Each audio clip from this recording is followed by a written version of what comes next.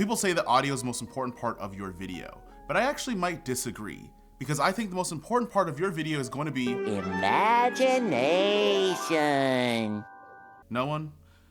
Tough crowd. In today's video, we're going to be talking about audio setups for the Sony FX6 and the Sony FX30. And these are all the items that I use in order to get myself the best audio I possibly can, no matter what the situation is. Okay, so first thing we're going to talk about in terms of audio setups is going to be your shotgun microphone. And I'm actually using it right now, and that's the MK416 by Sennheiser. Now, this is a directional microphone, which means that the direction that the microphone's pointed at is where it's going to pick up the best audio. If you try talking from the backside of this microphone, it probably doesn't sound very good. Now, shotgun mics or cardioid mics are great, especially in run and gun situations, because wherever you're pointing the camera to is wherever you're going to get the best audio from. Now, this microphone is not battery powered, but I do use the phantom power coming out of the top handle for the Sony FX6. And there's actually only two ways that I set this guy up. Number one is I actually mount it on the camera physically, which is a little bit more obvious. However, me being clumsy and a little bit stupid, I did break off the microphone mount on the Sony FX6 top handle, which means that I use a separate microphone mount in order to get this on the camera physically. And number two is I actually use an extension arm that's made for podcast mics when I'm doing these YouTube videos. The reason why I want to do that is that it actually gets out of frame and I don't have to use an extra stand or a boom pole in order for me to get the right mic placement in order for me to get the best amount of audio. Now, this microphone is an XLR microphone, so you are going to have to use a special cable that you can get in a variety of different lengths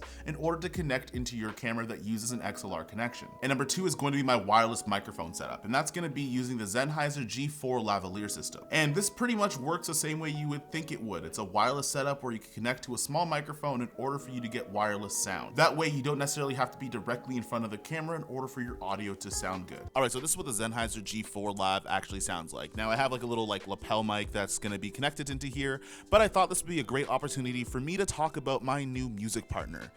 And by partner, I mean I've been using these guys for years. It's just nice that now I can kind of give you guys a discount so you can save on it too. So we're actually gonna talk about MusicBed. Now, this video isn't sponsored by MusicBed. However, they are a new kind of partner of this channel. And by the end of this, you'll get a discount code where you could save it for yourself. But I just want to talk about the good things that it has. What I like about it the most is that it has tracks that I actually want to use and listen to. It has a gigantic library of different types of music that I find always fits just right in every one of my videos. Now, I've used this on commercial stuff, I've used this on doc stuff, and honestly, I think I've almost exclusively used MusicBed for every video on this channel. However, I do like it. I think you guys would too, and if you guys do like the tracks that are in this video, just know that the majority of them come from MusicBed. But again, not sponsored, but I really do like MusicBed, and now you can save some money if you are going to like it too.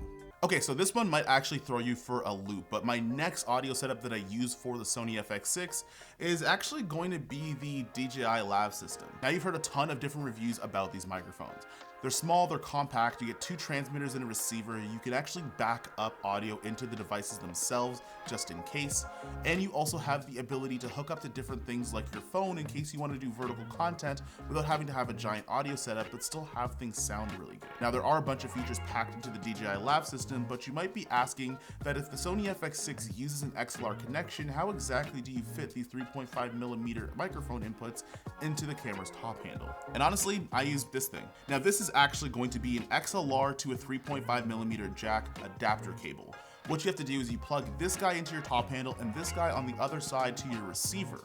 Now, because there's a battery power that's coming out of the DJI Lav system, you want to make sure that your mic is set to the regular mic setting and not set to phantom power to make sure it actually works and you're transmitting some sound. That way you could actually hook up your own lapel mic on there as well and get the same effects you can from the Sennheiser G4 lavalier system. Now, the only one small problem that I do have with this particular setup, and I'm not sure if it's the adapter cable or some sort of interference, but sometimes on rare occasion I do get a little bit of feedback coming out of the audio when I'm monitoring it. And sometimes, honestly, I don't hear it at all when I'm editing DaVinci Resolve, but when I'm monitoring my audio when I'm on set, it does freak me out a little bit sometimes. Actually, matter of fact, because I'm using two Lav systems, why don't we just find out which each one sounds like and which one actually sounds a little bit better. So we do have both of these lapel mics that are hooked up on a single clip onto my sweater, so they're the same distance, so there isn't any funny business going on. Okay, I should probably get out of a squat because this is going to start to hurt, but this is actually what both of these lapel mics sound like.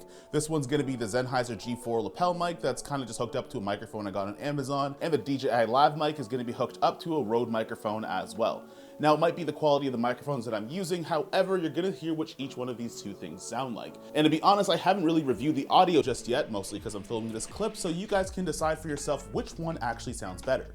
The reason why you might want to do that is because there's going to be a price difference between these two, where I think the G4 Lavs cost almost twice as much as the DJI one. So if you want to save a little bit of money, but you want to maintain some quality, if this one's better, then this might be the one to go to. However, if you do like the quality coming out of the Sennheiser, well, maybe you want to go with that as well, and it's worth it to you. Now, whether you're somebody who has an XLR input into your camera, or you're somebody that's using something with a 3.5mm jack and you're strapped for audio, this thing could actually save your life. And this is going to be the external recorder in the Zoom H6. Now, the Zoom H6 is going to have a ton of different features. For one, you're going to actually have 4 inputs for XLR audio. So if you are in a situation like a podcast or something in a run and gun situation where you have multiple sources of audio, you're going to be able to do that using the external recorder on the Zoom H6. What's nice about this is that it actually stores everything to an SD card, so you actually have a backup of all of that audio, especially when you're working with multiple channels at the same time. It also has different control dials in terms of the volume, so you could actually adjust the output in each one of the devices hooked up into the Zoom H6.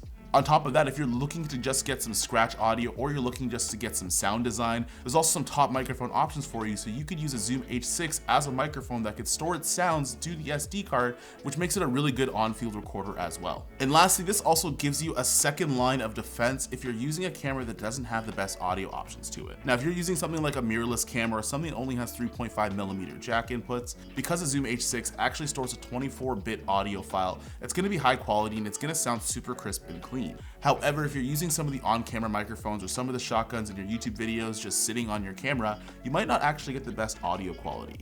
Now, you might have to connect this to an XLR option or use some of the top microphone options, but what you can do is you could actually record on the Zoom H6 and then sync the audio in post while you're editing in order for you to get the best audio possible and not have to buy a more expensive camera at the same time. Now, we have talked a lot about the Sony FX6 and all of the audio accessories, but we're not going to forget about the Sony FX30. Now, it's a much smaller camera and I don't have the audio top handle, mostly because I break mine, but there is one last audio setup that I do use that I haven't mentioned before for this camera, and that's going to be the Sennheiser MKE400. And to be completely honest, this is going to be a regular format in terms of the on-camera shotgun microphone that you would see from the Rode VideoMic Pro or some other microphone you could put on your camera. Now, this mic is also going to have a low-cut filter that you could turn on and off in order to get some of the background noises that you might not want in your main audio. Now, I did have a microphone before this that had adjustable volume that was on it. However, sometimes when I'm in a run and gun situation, it would toss and turn a little bit and those settings would change without me knowing. Now, on the MKE400, there's just a switch with only 3 options that are on there. One that's going to give you a little bit more gain, one that's going to be pretty much in the middle, and one that's going to go a little bit backwards in order for you to protect yourself from peaking. You also have the option to monitor the audio through the headphone jack on this microphone, but also just be a little bit careful because if you do drop it, you might break it. Okay, so note to self, get wider APS-C lenses for shots just like these. However, this is what the MKE400 sounds like when it's on the Sony FX30. Now, I've turned my audio settings in camera to the lowest it possibly can at about like 1 or maybe 2, and I've turned up the settings in terms of the gain that's going to be on the microphone itself. That way, the MKE400 does most of the heavy lifting, and I don't have to worry about the preamps in camera, which are generally pretty bad. That being said, oddly enough, this was a super highly requested video in terms of the audio setups for the different cameras that I use. But at the end of the day, you want to pick the right tools for the right job, and you want to make sure that you're picking the right items for you to get the best audio quality possible and matching up the image quality that's in a lot of these new cameras nowadays. That being said, I hope you guys enjoyed the video, or at the very least, you guys learned something, and also leave a comment down below. Does this audio actually sound pretty decent? Because if it's not, well, I guess I'm gonna have to get a new microphone. All right, I'll see you in the next one. Peace.